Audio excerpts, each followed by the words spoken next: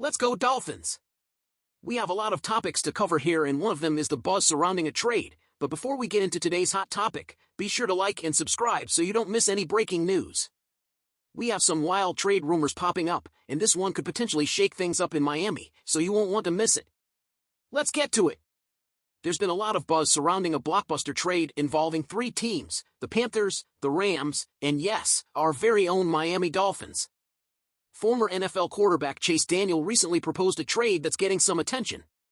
Here's how it went down. The Carolina Panthers would trade their former first overall pick, Bryce Young, to the Rams.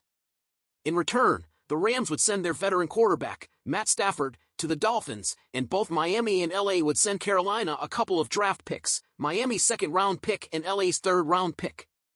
Now, I know what you're thinking, Dolphins fans, Matt Stafford to Miami? What does this mean for Tua Tagovailoa? As we all know, Tua was placed on injured reserve due to his latest concussion, and that has raised serious concerns about his long-term future.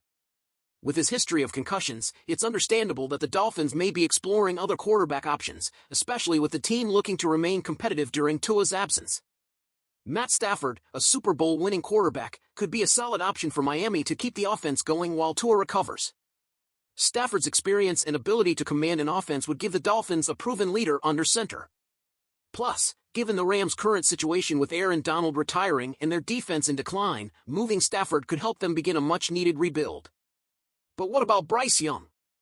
The Panthers benched the rookie after a rough start to his career, and it appears that Carolina is ready to move on. While it may seem shocking, this type of deal could make sense for them if they're looking to gain draft capital to start fresh.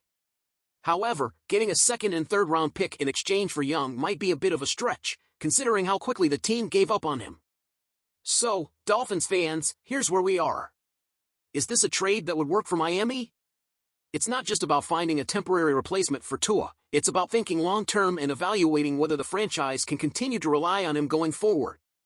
Stafford brings stability, but at 35 years old, he's not exactly a long-term solution either. But in the short term, he could be the piece Miami needs to stay in the playoff hunt. What do you guys think? Would you be open to seeing Matt Stafford in a Dolphins uniform, or do you think Miami should stick with Tua and hope he comes back stronger? And what do you think about Bryce Young's future? Could this be a win-win for all three teams? So the Seahawks are gearing up for a different look from the Dolphins this week with Skylar Thompson replacing Tua Tagovailoa. Now, we all know how fast Tua was last season. He got the ball out in just 2.25 seconds per pass attempt, the fastest in the entire NFL. That quick-strike offense has been a signature of our team, keeping defenses on their toes. But with Tua out, it seems like Seattle is hoping things will slow down a bit. Seahawks coach Mike McDaniel addressed this week, saying that Skylar can handle the ball a little more than Tua. He noted that Thompson still has the ability to throw the ball quickly, but there's an added element with Skylar: he can extend plays. McDaniel pointed out that we don't have a huge sample size of Skylar starting games, but what we do know is that he's developed over the last 2 years.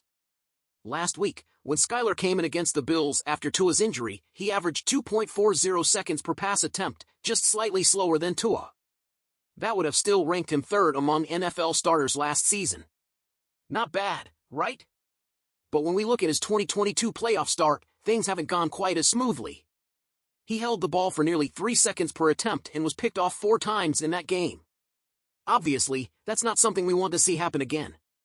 Coach Mike McDaniel, however, has made it clear this isn't the same Skylar Thompson we saw in 2022. He's calling him a different man now, and there's plenty of optimism that Thompson can keep the offense going, even if we expect a slight dip in Tua's level of play. The big question is whether the Dolphins can maintain that fast-paced, up-tempo offense that has been so effective with Tua at the helm. I think it's safe to say that McDaniel will try to stick to the game plan as much as possible, keep the ball moving quickly, don't let the Seahawks defense get comfortable, and trust our playmakers to do what they do best. Even with Thompson's addition, don't be surprised if we see the Miami offense try to stay true to its identity. Now, Dolphins fans, I want to hear your thoughts. Do you believe Skylar Thompson can keep up the pace and lead this offense the way Tua did, or are you worried we could see a significant slowdown? How confident are you in Thompson's growth since we last saw him start a game? Moving on to the next topic, we have to talk about linebacker Jaylon Phillips. He's been taking to social media lately to open up about his struggles with self-esteem after performances that don't meet his lofty standards. On Tuesday, Phillips posted an Instagram story where he expressed some of the mental battles he faces when he feels like he hasn't performed up to his expectations.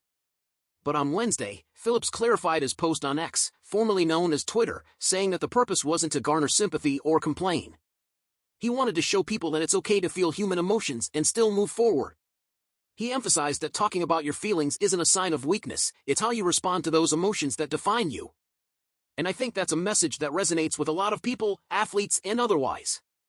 Phillips has become a fan favorite not only for his athleticism, but also for his leadership on and off the field.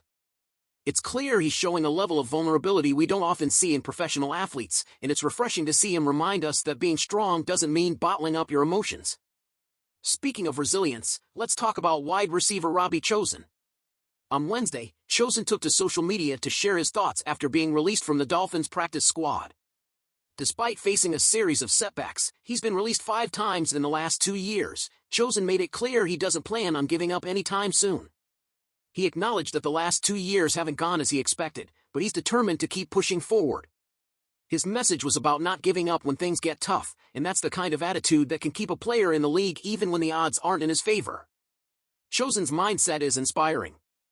At 31, he's still hungry and confident in his ability to contribute on the field.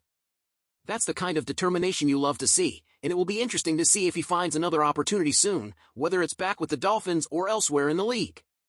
Now, let's switch gears a bit and talk about numbers. New Dolphins quarterback Tyler Huntley will wear number 18, which was previously worn by practice squad receiver Eric Ezukanma. Ezukanma, who now wears number 86, made the switch after starting his career with number 87.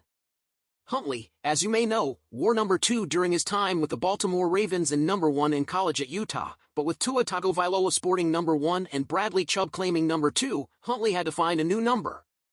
We'll see how number 18 looks on him as he settles in Miami. And in some earlier Dolphins news, Myles Gaskin has signed with the Minnesota Vikings. Gaskin has already made an impact, being elevated for the Vikings' first 2 games of the season. Meanwhile, Jordan Phillips, a former Dolphins defensive end, has been placed on injured reserve by the Dallas Cowboys. Phillips has been around the league since leaving Miami, with stints in Buffalo, Arizona, and New York before arriving in Dallas. He's been dealing with a wrist injury, though he says his wrist is fine despite having surgery in the offseason. Finally, a shout-out to kicker Greg Joseph, who had a brief stint with the Dolphins in 2018. He's now signed with the New York Giants, coming off the Detroit Lions practice squad. It's always nice to see former Dolphins players continue their careers elsewhere in the league. Alright Dolphins fans, what do you think of Jaelan Phillips' message about mental health?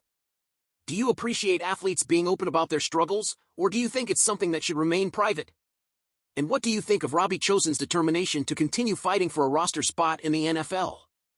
Let us know in the comments below, we'd love to hear from you. As always, be sure to like the video and subscribe for more Dolphins news and updates.